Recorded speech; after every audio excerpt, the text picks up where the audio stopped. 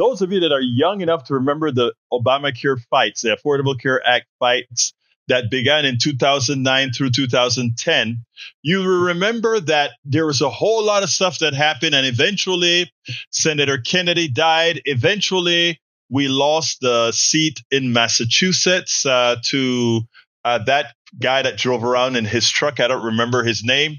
But anyhow, it turns out that a big part of Obamacare bill passed, but an important section was unable to get passed because it was done in two pieces, right? Well, during that time, Nancy Pelosi, a great lawmaker, even though I have a whole lot of problems with her, she's a great lawmaker. She saved Obamacare. And how did she do it? They arranged it in such a manner that the pieces of the bill that was already approved by the Senate went through.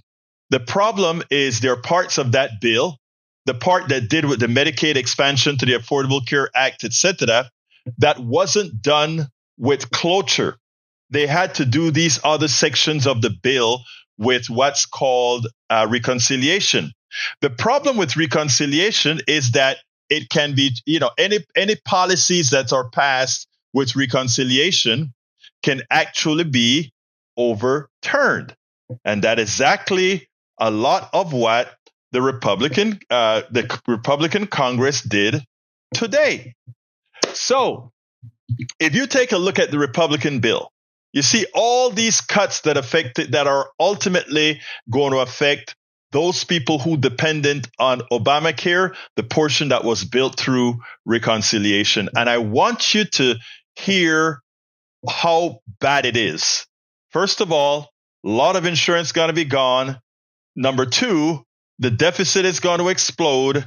Number three, the amount of people that were saved, that became insured. Remember, Obamacare brought down insurance like no other. Look, I am for single payer Medicare for all, okay? Obamacare is not that. Obamacare is still a giveaway to insurance companies, but it is better than not having insurance. It is better than nothing. The problem is some people still believe in this capitalist free market crap that doesn't work in healthcare. But okay, that's what we got. And we got a lot of people on insurance. That said, what the Republicans are doing is dismantling that portion of it. And in the process, there are a lot of backdoors that are dependent on it that affects Medicare and other parts of the program as well. I want you to listen to Steve Ratner. He's going to talk about the deficit. He's also going to talk about what's been cut. This bill is a disaster. Unfortunately, most of this disaster is going to affect the people who voted for Donald Trump. People in Appalachia, people that decided they became Trump supporters because I liked what he did before, as if he did anything that helped them before. He didn't. But anyway, check this out and then we'll take it on the other side. Let's talk about the deficit and what this House bill, if it does make its way through, if the Senate, which has said it's not going to vote, many Republicans for this, it's just too big. But if it does go through, what would it do to the deficit? Yeah, as you can imagine, given what Ali just went through and all the lists of things that they're doing, the impact on the deficit is pretty significant. Let's just put some numbers on some of the cuts. First, the extension of the personal income tax reductions that were made during the 2017 bill and are set to expire at the end of this year, $2.2 trillion over 10 years, raising the standard deduction, $1.3 trillion, the child tax credit, $800 billion. And then you get into Trump's campaign promises, no tax on overtime, car loans, interest, and tips, $200 billion, increasing defense spending.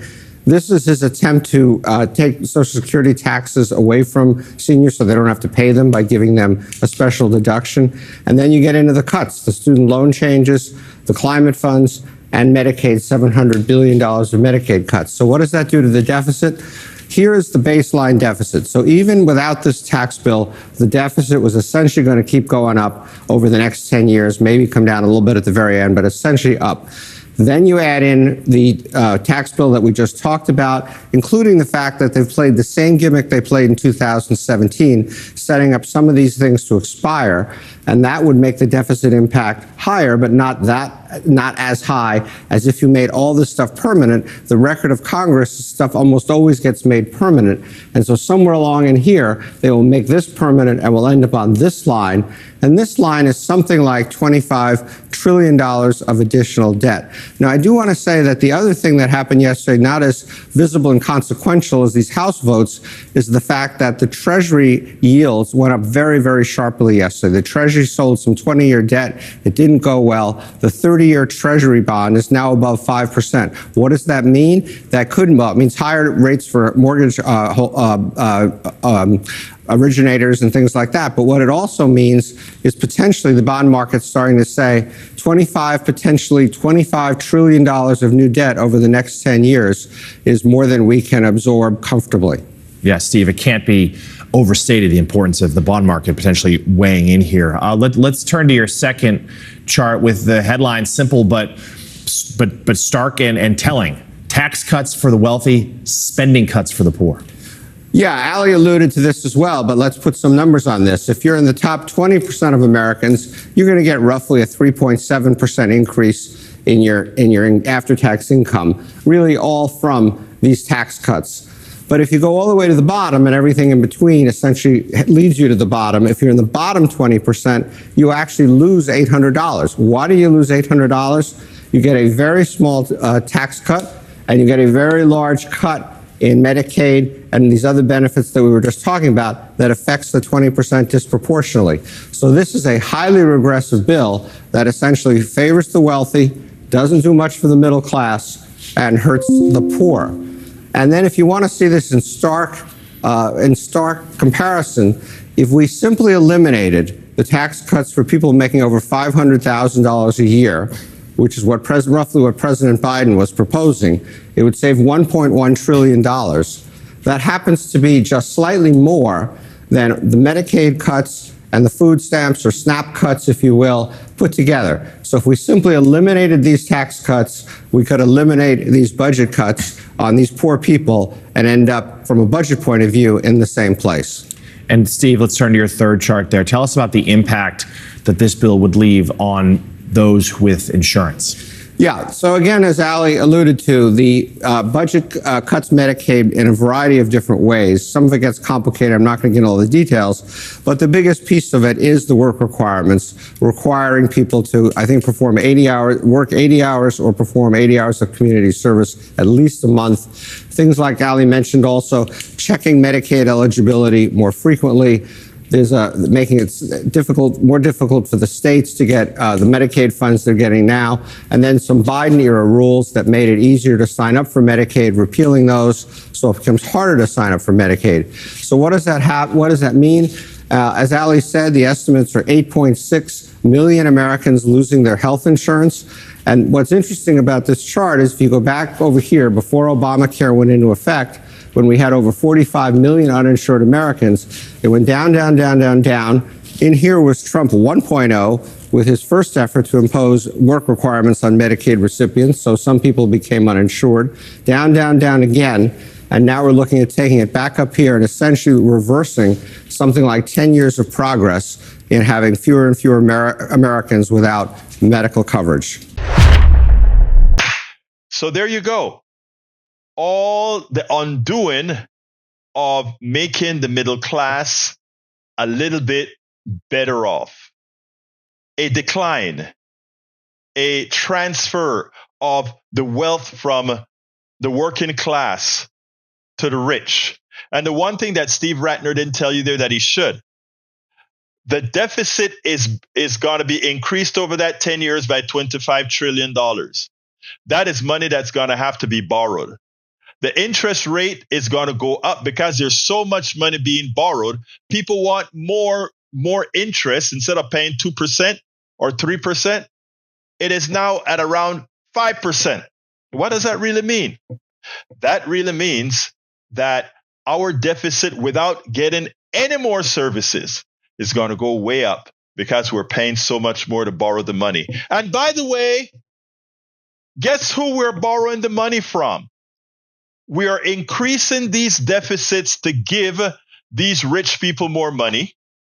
We are increasing these tariffs to steal your money and give it to the rich people.